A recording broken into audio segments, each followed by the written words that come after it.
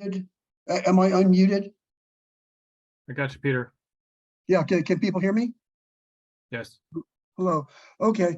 Brenan and I, because of some scheduling conflicts, well, we're going to be a kind of Australian tag team in this presentation, bouncing back and forth, and we didn't get a chance to really rehearse our coordination. So this may be a little bit rough at the edges.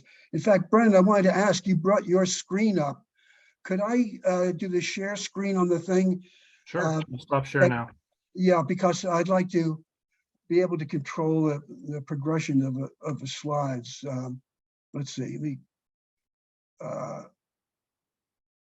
Well, is this going to work? What? Excuse me, folks.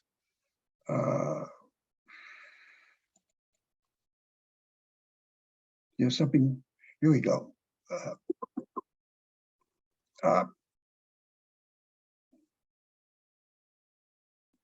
Okay. Here we go. Let me tell you what we want to do. And Jeff advised us in preparing this that there are going to be folks on this call, many of whom we really know intimately, have been working on these issues for many years. So they're very, very familiar with the issue and the methods and all. And there are a good number of people who are newcomers. So we're going to try to walk the tightrope here between meeting the needs of both of those groups. The story that we want to tell really has got, I think, several parts. One is a brief background in history about the thermal problem and thermal mitigation, what it is, a little bit about how it came about, and some of the mechanics of how it works. Then a major section of talking about explicitly what happened during the summer of 2022. And then hopefully we have enough time anticipating some of the questions that you folks were raising. We're kind of looking ahead and we're looking at the climate impacts and what some of those impacts might be in the future. And I hope that we can do this expeditiously to really allow folks a good opportunity for raising some very serious questions toward the end. So this page is all you need to know. We'll go through this slide and then people can go for lunch if they need to. Peter, you have to actually share your screen for us to see the slide. Okay, I thought I had. I'm sorry. No, that's okay. We get back to where I do that.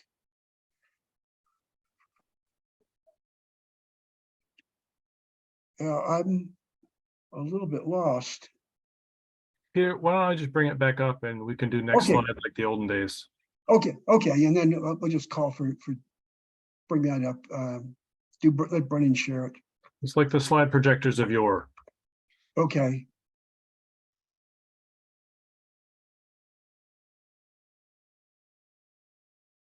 Okay, so that has to be made large now.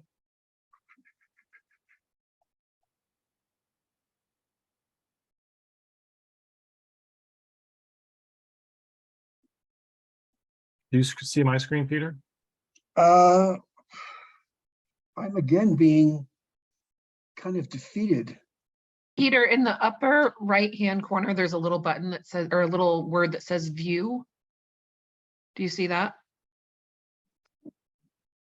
I'm seeing is my Zoom page. No, I don't. Damn. Do you have your Zoom screen open? Yeah, I have my Zoom page open. Peter, this is Fred. You got to move your cursor up to the upper right-hand corner, and then that view that Molly talked about should appear. Well, I see it in miniature.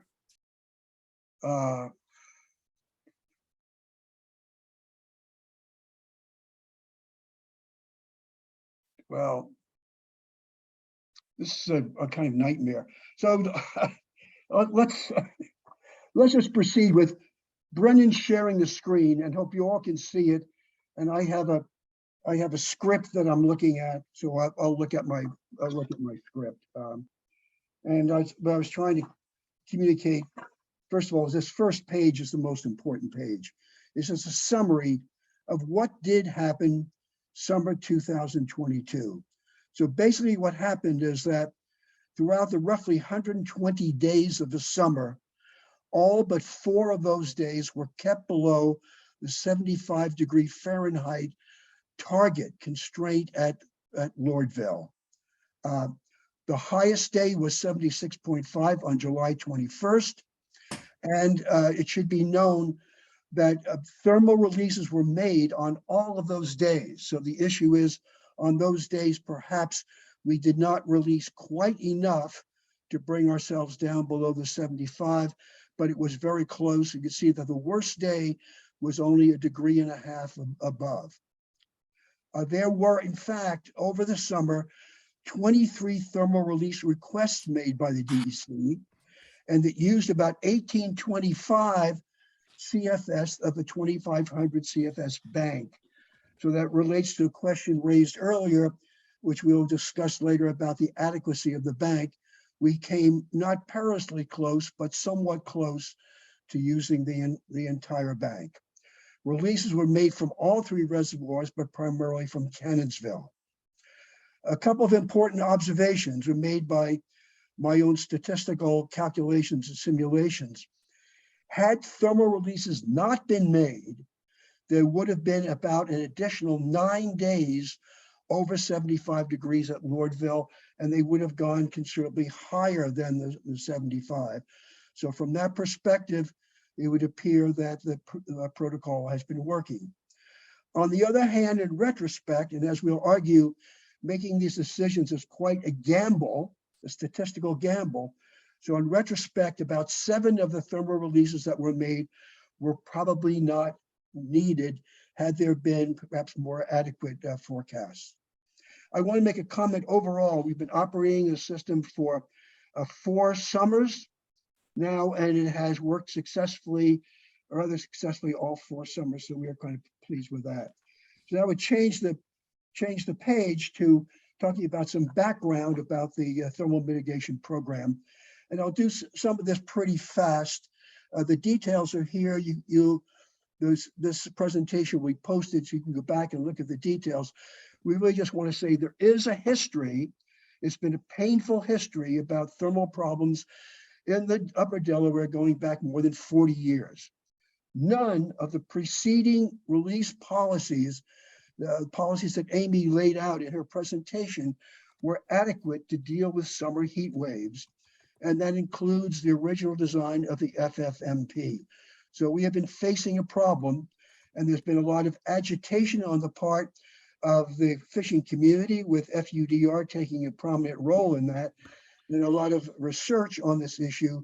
So that finally, in 2019, we got to implement the thermal mitigation program, and it addressed really serious issues. I just want to point out to you that the summer of 2010, in 2010, there were 70 days when the maximum temperature at Lordville exceeded 68, which is a kind of ideal target for the trout, and 20 days when it exceeded 75, which is potentially lethal. So we've had a big problem, and it took a lot of activism and research to get at least a partial cure. We at least have a Band-Aid on the problem if we don't have a complete cure. So the next page, the next slide, really summarizes what the current approach is. So it's FFMP 2017, which is still in effect, but the modification went into effect in 2019. There's a very simple and sharp goal. The goal is focusing on the Lordville gauge, on the main stem of the Delaware.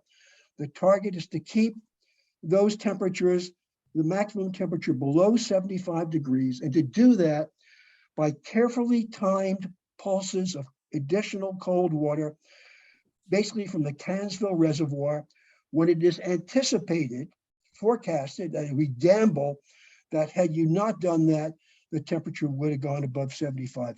That's the game. The game is played with a limited budget of 2,500 CFS days of water. That budget is opened on June 1st of the water year, and it carries forward to May 31st of the following year. Any water that's not used cannot be extended beyond that water year.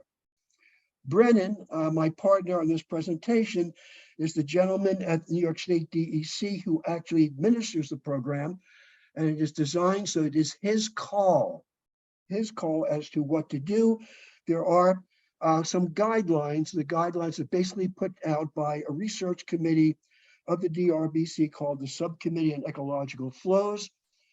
I'm a member of that committee. Garth Pettinger, Bob Bachman, Jim Serio, Jeff Skelding are all members. So there's a good deal of input on that committee from the fishing community. The next page shows that map again that I think it was Amy showed, and really it focuses on, we are looking at Lordville, a site on the main stem below Hancock. And the basic idea of the program is to keep that stretch of river green by keeping the maximum temperatures below 75 degrees.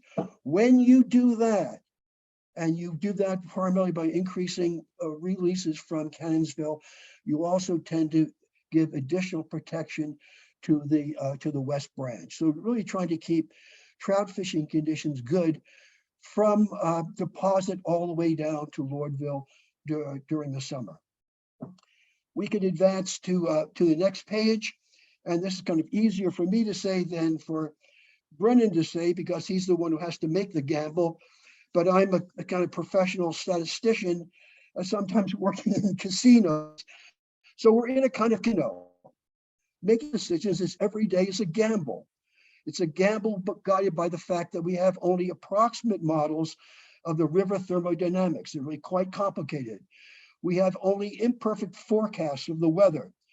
Brenan has to make these decisions under pretty stringent time constraints.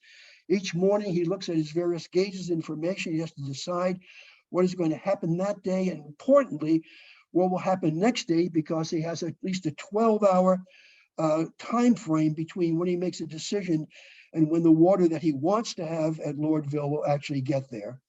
And he has a budget that's really limited of 2,500 CFS days. So each day he must consider, I have a certain amount of water available. Do I use it today because things look like they might be somewhat bad, or do I hold on to that water because things might get better a few days down the pike? So it's quite a challenging decision. It's quite possible to make mistakes, so to speak, in quotes, to release water when it's not actually needed, or not release water when it is needed, or release the wrong quantity. So that's the kind of natural aspect of the game. The next page I just want to bring up, but jump over. It's something maybe to be studied by those of you who are really interested in the problem. We're trying to capture the thermodynamic, engineering, hydrological complexity of the problem, with water coming from Cannonsville, Papacton, the impact of the weather, the quantities of water available, how far that water travels. It all comes to a complicated set of thermodynamics. That problem has never been fully solved. We have approximations that guide us. The next page showing principal factors is principally constructed by Brenan himself, and it's a list of factors that he considers each morning when he's making his decisions.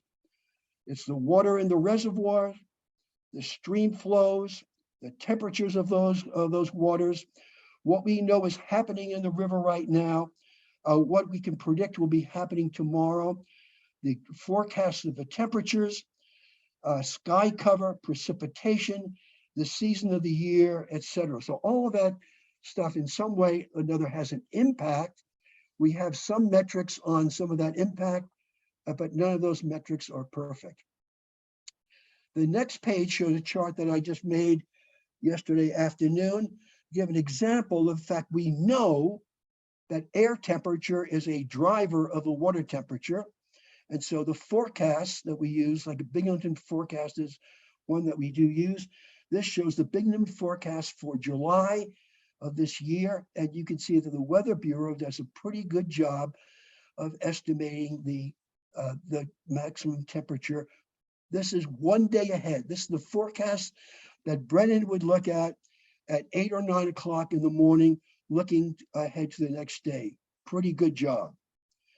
The next page shows that there is a relationship between those Binghamton air temperatures and the Lordville water temperature, but it's not as strong as you might think, because the impact of the water temperatures themselves and the flows are also very important. So essentially, all that information is kind of being quite integrated. And now I think they pass, and this Australian tag team here pass the baton to Brenan. And if we look at the next page, it's a graphic that I made to try to assist him in discussing the way he makes the decisions and the decisions that were made this summer. So we're focusing in on the period July 22nd to July 24th, 2022, when the forecasts from the Weather Bureau were for high temperatures and a number of very significant thermal releases were made. The chart shows with the orange, the releases, the water coming out of Cannonsville. And you can see those plateaus of water. Those are the thermal releases that were made. That water takes roughly 12 hours to get to Lordville. The blue line shows how it's progressed when it gets to Lordville. Off in the corner, we have the information from Binghamton, the 1 day ahead forecast. On the 21st, they forecasted on the 22nd, maximum temperature 85. On the 22nd, they forecast the day ahead to the 23rd for 88. And on the 23rd, they forecasted for the 24th, 89. So let me turn this over to Brenan. Sure. I'm just going to go back a little bit. This was originally the question that Peter said, this is a typical scenario. We'll get back to that specific scenario on the 22nd to the 24th. But so here we have like a typical scenario is you know the flow and the current temperature, you know the release, the natural flows, and you have some forecasted air high and low temperatures. It's 8 a.m. decision time. You have a choice up or down to make a release, up or down, how much should it be? And then how much is it, and when? We've been using pulses recently to conserve water while maximizing the thermal dampening effect. So let's just take a quick step back. Peter wanted to speed us up a little bit, so we have plenty of time for questions, but I think this is both for a broader audience, and also I think it really helps illuminate exactly what we're talking about here, the uncertainty. Peter mentioned this slide earlier. This is not just things we're looking at. This is also things that were looked at in the past in the historical previous programs, and also some things that we suspect are an issue, but don't really have any hard data on, or really any hard way to analyze. The groundwater flux and temperature is something that is really going to be a mystery for a long time. That's going to be real hard to tease out. So this slide here is all of the days from 2008 to 2018. On the right to left is the flow at Lordville. Up and down is the temperature at Lordville. So the first thing we see is there are really big flows here. We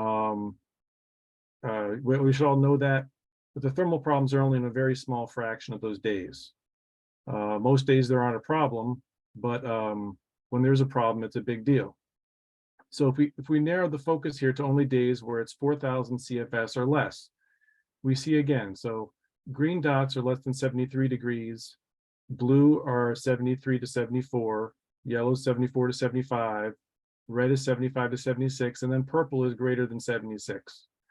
So we can see, again, low flows are correlated with higher water temperatures, but it's also not exclusive. Most days when there's a low flow, there's not a thermal problem. You're in that safe zone or that moderate zone below 72. below 68. There's a very few days here. I want to call these out. You see these blue and yellow days that are off here at very high flow days. Earlier, Amy said, mentioned the different things in the FFMP.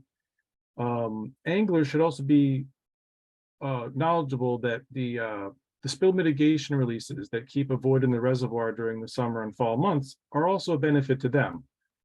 These days when there's those warm temperatures at high flows are likely a result of a warm spill. If you're keeping the reservoir full and then there's a spill, it's likely to be top water, which is pretty close to the air temperature. And if you're going to get 3,000 CFS of spill at 74 degrees, you're going to have a very unhappy river. Because we're promoting these voids, there's a much less chance of a warm spill under the FFMP than there was under previous programs. Another thing we can take away here is all the days that were 75 or higher and almost all the days that were 73 or higher happened at less than 1600 CFS. So let's zoom in again to under 1600 CFS. So here again, it's the same color coding. You have the flow at Lordville, right to left, or left to right, the temperature at Lordville up and down. So the purple days are the real bad days. Those are, for the most part, were before the FFMP 2017 and probably in 2008, 9, and 10. Again, lower flows are more likely to cause temperature problems, but you have days where there's 800 to 1,000 CFS, which is a pretty low flow, but still there's no thermal problem. So it's not just flow, there's other factors that come into here. All right, so this is a little different. This is the air temperature versus the water temperature. This is similar to a later graph, but it shows that warm air temperatures are a big cause of the high water temperatures. Again, this is sort of an obvious point, but it's also not just that fact that there's a big variation here, that both that some high air temperatures will not cause high water temperatures, but also we have some days here. There was a day where it was above 76 at Lordville, and the high temperature on that day was only 70 degrees. So there's other stuff going on here. You have similar days where it was above 76 degrees and the air temperature was 5 degrees below that. So there are other factors. It's not just the air temperature that's doing it. All right, so this next slide, hopefully you've gotten this color coding into your head that purple is high, green is good, and red is above 75, because we're making a jump here. We're going to jump Q at Lordville and air temperature. Again, it's right to or left to right is the flow at Lordville. And then up and down is the air temperature. Now, if you look at the color coding here, you can see a lot of scatter here. Even if we had a crystal ball and could perfectly predict tomorrow's high air temperature and tomorrow's flow, that wouldn't be enough to predict the high water temperature. You have some days here where there's a very low flow and a very high air temperature, but we're still under 73 degrees. You have some days where we have a pretty good flow, above 1400, and a temperature that doesn't go above 80 degrees, but we had a thermal stress day on that day. So there's a lot of other factors here that are going on. We go back to the proposed scenario where it was 1070 and 81 degrees. Even if that was a perfect forecast, we would have to look at a lot of other factors to determine whether or not to make a release there. That black arrow was pointing to that scenario. And just from that data, you can't tell whether it's going to be above 75 degrees or below 73 degrees. So as Peter said before, it is a gamble. You have to look at all the factors. I just showed you the two there, the air temperature and the stream flow, and that's simply not enough to make a decision. So there is a lot of information here. I'll go through this one quickly to preserve some time later. We have our forecasts from the National Weather Service. They have meteorological forecasts, river forecasts. We have a tool provided by the USGS. They have a guided machine learning model that predicts the temperature at Lordville along with other sites in the Delaware Basin. We have a New York City tool that they have built and they've shared with us to predict the water temperature based on the components of flow and meteorological inputs. So we have a lot of data here. Here's a slide that if you want to follow along at home, you can play at home, just your Wheel of Fortune, and you can follow these. National Weather Service, USGS, New York State also has its own meteorological station network called New York Mesonet, and those I found very valuable this year. The Deposit and North Branch stations. DRBC has a useful page called HydroSnap. I'm sorry, it's not a link there. I couldn't figure out how to make that a link. And then Pivotal Weather is not its own product. It kind of is a processor of the National Weather Service and other forecasts, but it's in a much more usable mode. It lets you zoom in easier. It lets you call out points easier. So I included a link there for people if they want to play along at home. This is a quick zoom in on what we actually get from National Weather Service forecast. If you can read it here, it's a little blurry, but it's saying Wednesday. So this is a Tuesday forecast for the next day, Wednesday. Wednesday, a slight chance of showers after 2 p.m., patchy fog before 8 a.m. Otherwise, mostly sunny with a high near 87. Calm wind, chance of precip is 20%. So there's a lot of uncertainty there. It's saying a slight chance of showers, chance of precip 20%, a high near 87, and then mostly sunny. One thing that is a big confounder to us here at DEC is that mostly sunny forecast. One of the big factors, in addition to stream flow and air temperature, is the amount of radiation that the sun is giving to the water and the rocks. A mostly sunny forecast is, if you look at that green box, 26% cloud coverage to 50% cloud coverage. So even for an accurate forecast, there's a 100%, like the range on that is huge. The amount of radiation that's getting through to heat up the water is pretty big there. So it's not just the warm air heating up the water, it's the direct solar radiation on the water, on the rocks. And the forecast just, they're not there yet to predict the cloud cover with any kind of accuracy. So here are sources of release errors. Peter said earlier we had 4 errors where we didn't release enough water and we still had a thermal stress day. And we had roughly 7 times when we released water and we didn't need to. One of them is forecast error in the meteorological model. It happens that there's days where, I'll go here, there's days where they forecast a high of 84 and the actual high was 81. That's only 3 degrees. That's pretty darn good for a next day air temperature forecast. But that 3 days, when we plug it into our modeling, is probably enough to create a false release there, because that 3 days or that 3 degrees, we were expecting that to warm up the water a lot more. The second is that forecast uncertainty. They're giving us a forecast of about 87 degrees. But as that last graph just showed, there's uncertainty there. There's uncertainty in the sky cover, and there's uncertainty in the precip. So do we use the midpoint of the range? Do we test edge cases and see what the sensitivity is? There's a lot of judgment calls that go into these every day. Another is the model or calculation error. So our models are usually based on a few of those factors, that long list that we had before, and then all the other factors kind of get lumped into an error term. Our model's always going to get some error. And what we found is that whatever error the model had yesterday is likely to be correlated pretty close to the error that model is going to get today. So if we say our model, it was over predicting or under predicting yesterday, it's likely to do that again today. We can try to accommodate for that error. Finally, there's operator error. So we work in teams. We have multiple staff members here at DEC. Someone at New York City DEP also usually takes a look at the situation and can guide us. And then finally, this is a meteogram for deposit. I want to zoom in on that orange band there, the second from the bottom, and that's showing the radiation, so the cloud cover.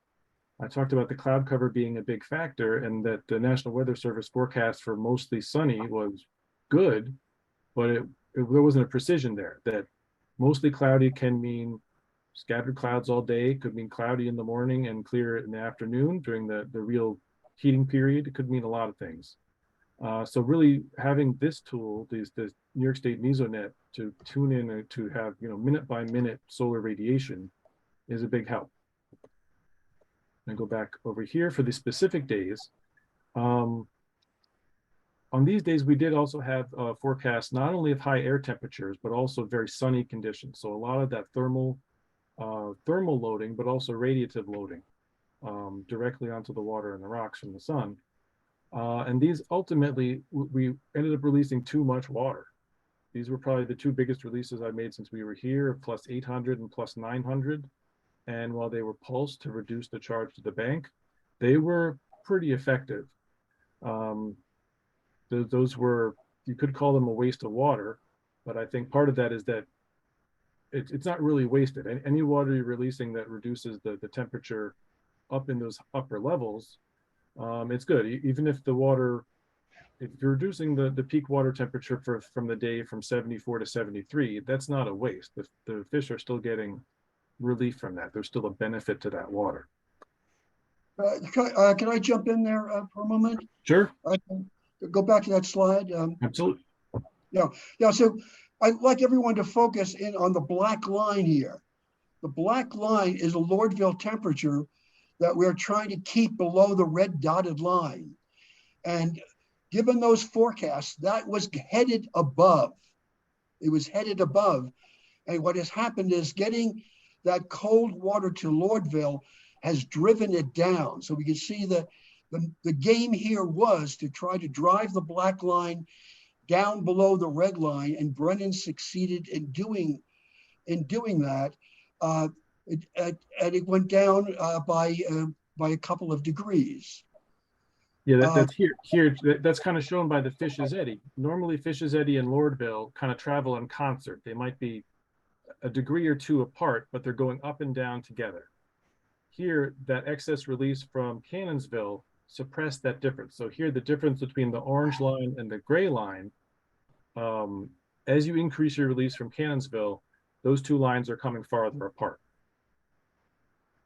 And that ultimately kept it below 75 degrees.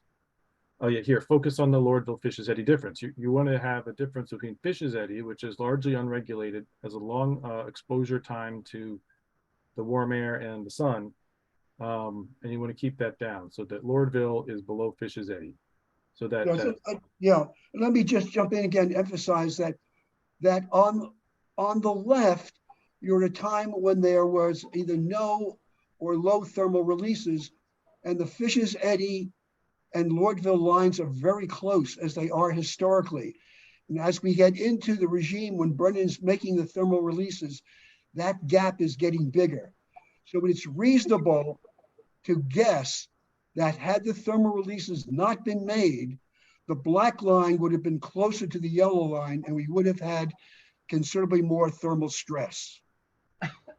yeah, I mean, an optimal pulse on that day would have probably been somewhere like 550 or 600 instead of 900. So there was some waste of water there, but it was definitely a day where a thermal release was necessary. So here, here's some statistics. I don't know, do you want to take back over, Peter? Yeah, let me Okay. take this. So this page I want to actually blow by. Let's think of this as for the record. It really again summarizes my opening, which was that this program has really kind of worked. We had only a few days that went over. We used a good deal of water in the effect. And I'd rather take a look now at these following graphics. So the next page really illustrates, particularly for those of you who are newcomers here, what the game is. The blue graphic are the Lordville daily maximum temperatures that we are wanting to control. We wanted to keep them below the red target line. And we could see here that there were, in fact, 3, possibly 4 such events. My arrows there point to the worst ones. There's one more that's right on the line. And unfortunately, the gauge went out on July 20th. So Brenan and I suspect that there were, in fact, 4 days in which we were over. And as we said earlier, had we not done those thermal releases, we would have been over on 9 additional days.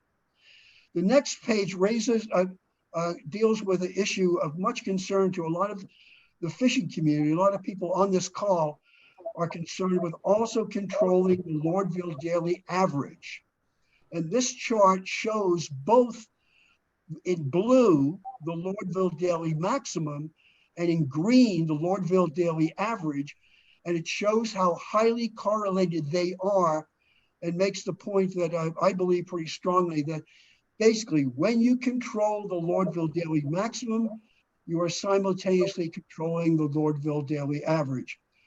But it's something to be considered on some future research, because Brenan is doing some very clever things in his releases where he's focusing the water very, very specifically to the maximum. And we have to take a look at that from a research viewpoint in the future. See, are we cutting it too close and possibly endangering the average? But right now, it seems to be working quite well. Let's look at the next slide, which gets to another point of concern now is we are focusing on Lordville. Lordville is downstream in the main stem. Everyone is also concerned with fishing conditions in the West Branch. The lowest gauge on the West Branch is at Hancock. So the orange line here is the data from the Hancock gauge. And this slide is meant to illustrate the point that when you control the Lordville daily maximums, you are basically also controlling the Hancock daily maximums. So we're getting our goal of keeping Lordville daily maximum down is also making some contribution to keeping the West Branch cooler. Yeah, just to get in quick here, I think another way to phrase that is by the protection zone map. If you're targeting keeping Lordville in the green zone, that's almost always going to be sufficient to keep all of the West Branch in that excellent zone. Mm-hmm. Okay, next slide. So there's a question of how are you going to assess the impact? We have got only imperfect models, and Brenan showed you this horribly long list of factors that are affecting these temperatures. So we do these thermal releases, and you want to go back and look and see, did you really have an impact? So we're using two methods. One is we did some historical research on the CEF committee via statistical regression analysis, and it gives us a rough calibration that every additional 100 cubic feet per second pulse from Cannonsville lowers the Lordville temperatures by about 0.5 degrees. That's a rough and ready measure, but I'm going to use it. The other is to take advantage of the argument we've just been making that generally when you're operating at the base releases, the Lordville and Fish's eddy temperatures are very closely correlated. So what we're going to see is that when you make thermal releases, there's a bigger gap. So the next 2 pages of this presentation go to that point. Again, we're looking at July. The blue are the releases out of Cannonsville. Those are the spikes. Those are the decisions that Brenan made. You can see that the impact at Lordville is dissipated. It's lagged by 12 hours, and it's and the curves kind of smooth out, and it's ameliorated by precipitation effects. So you're trying to have an impact at Lordville, and your ability to do that from releases upstream at Cannonsville is imprecise. The next page then will show our analysis, essentially a simulation that I did using this idea that 100 CFS pulse from Cannonsville reduces Lordville temperatures by about 0.5 degree. I did those calculations, and for each of the days in which a release was made, the column to look at in the table is the column to the right, which are the estimated temperatures. When they are green, that it indicates that had you not made the thermal release, you would still have been okay. So we're trying to be below 23.9. That's where I get the 7 days where we might not have actually wanted to make a release had our information been more perfect. The red numbers in that column are the days on which we made a thermal release. Had we not made a thermal release, we would have been in really bad shape. That's where the 9 additional days come from. And there are some number of days in which it is a very, very close call. I wouldn't want to make a judgment. So overall, we say we're learning as we're going. And I'm thinking that we have at least a qualified success in the implementation of this program. Next page.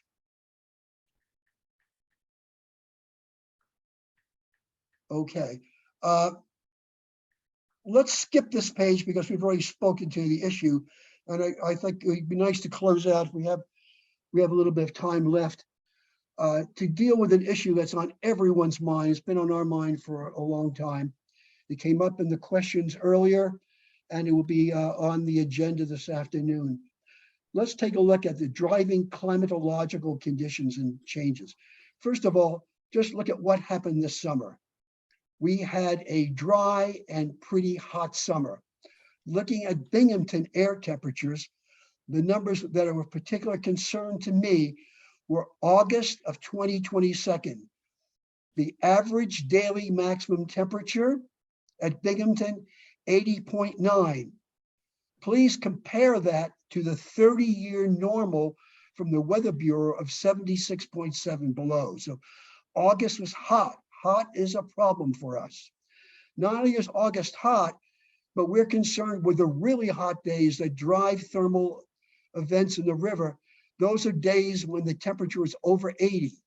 So in August of 2022, you had 19 days when the Binghamton temperatures were above 80 compared to the 30-year normal 10.9. So these numbers are indications that summer 22 was warmer than last year and warmer than the normal. That's part of our problem. Next page is looking at precipitation.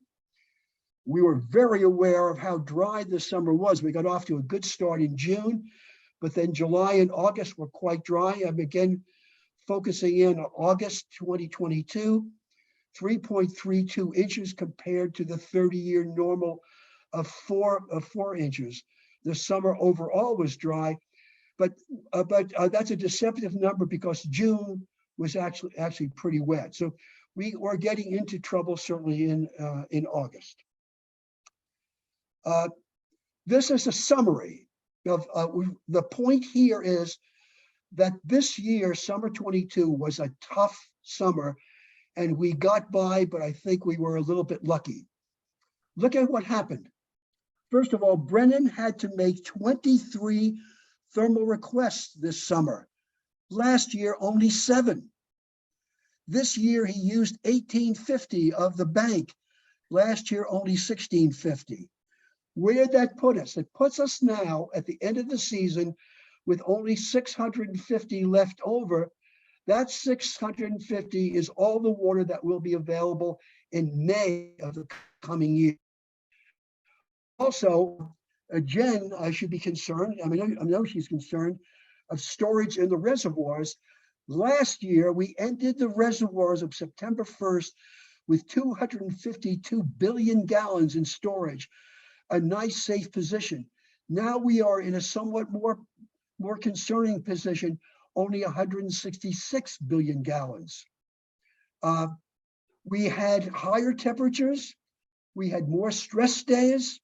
So all in all, this, if you can chew on this data at your pleasure, basically my point is that this summer 2022 was pretty tough and it could easily have been more difficult.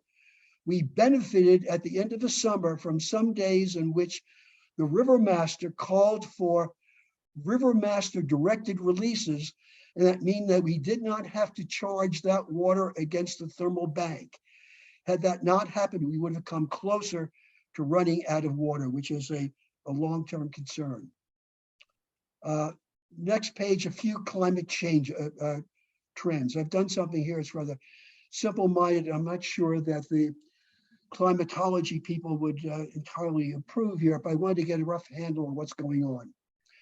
Looking at Binghamton temperatures from 1960 to 2022, I'm not concerned with the entire year, but rather our focus is on the summer.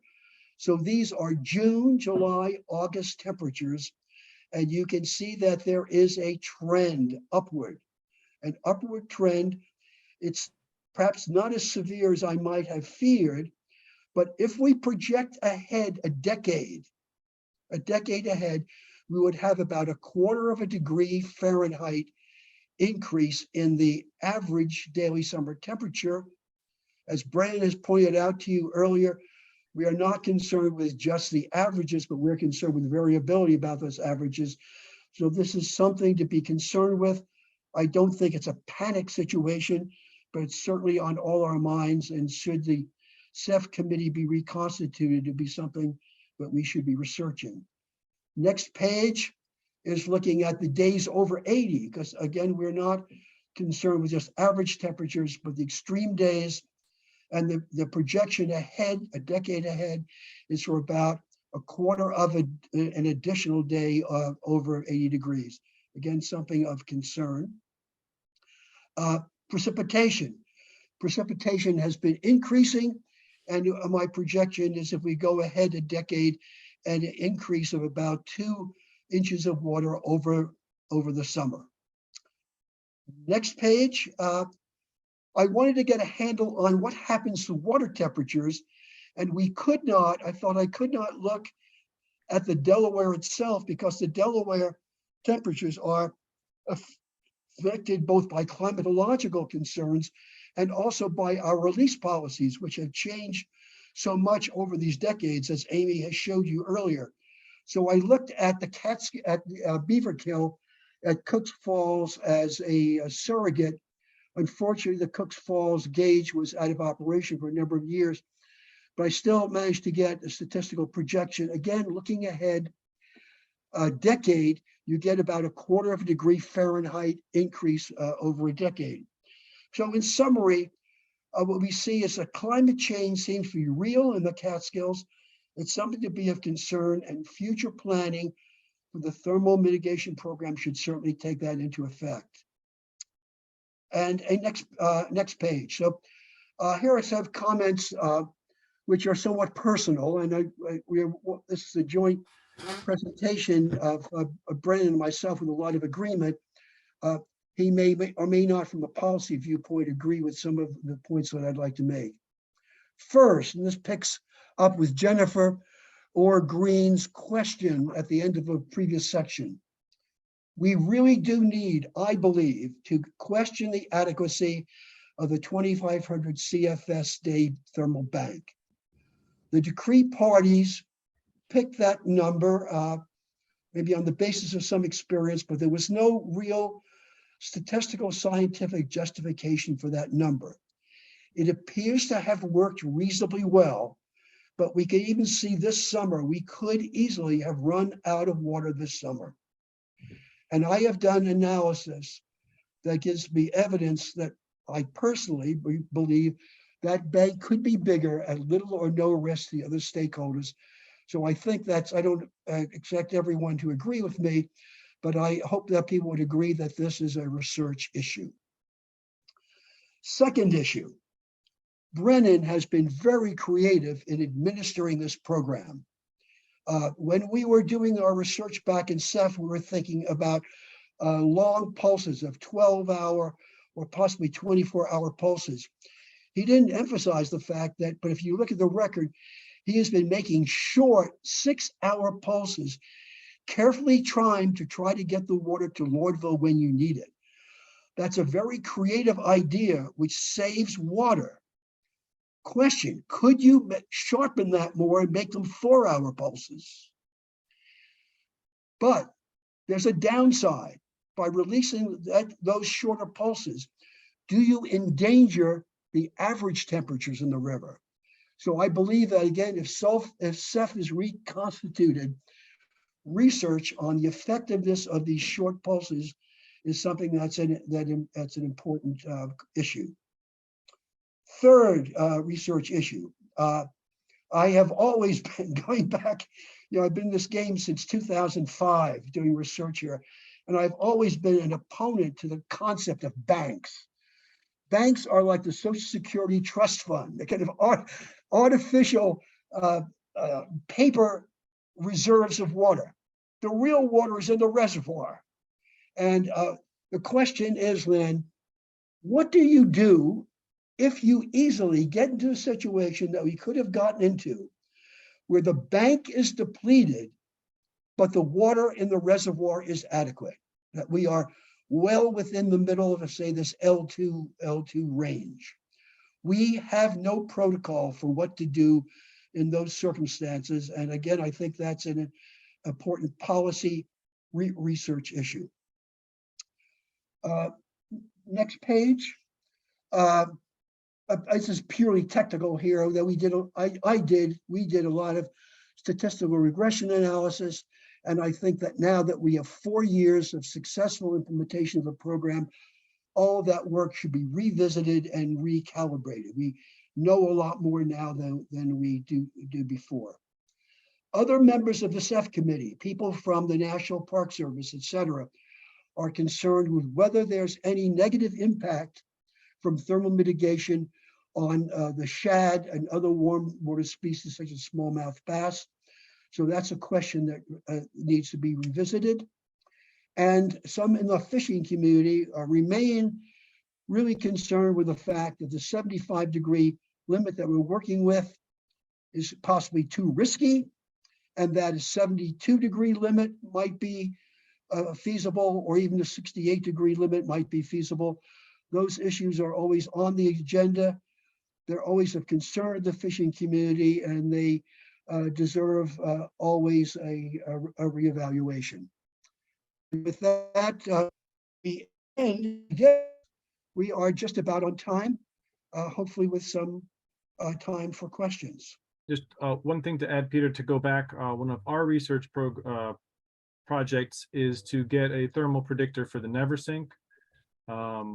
We had a few thermal exceedance days on the Neversink this year. We need to do better there, both for the own performance of that excellent fishery, and also because possibly solving that program or getting a better solution to that program will give us some insights we can bring back to the main stem.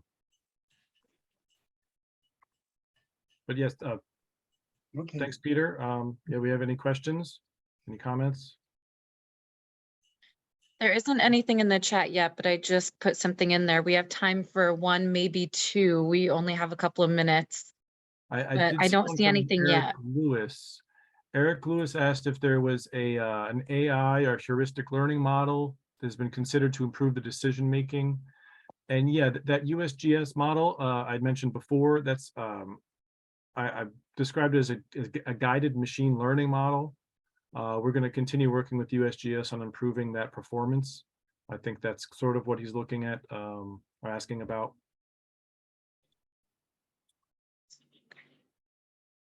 Okay, I think we're at the end of our morning session. I want to thank Peter and Brenan and Amy and Jen.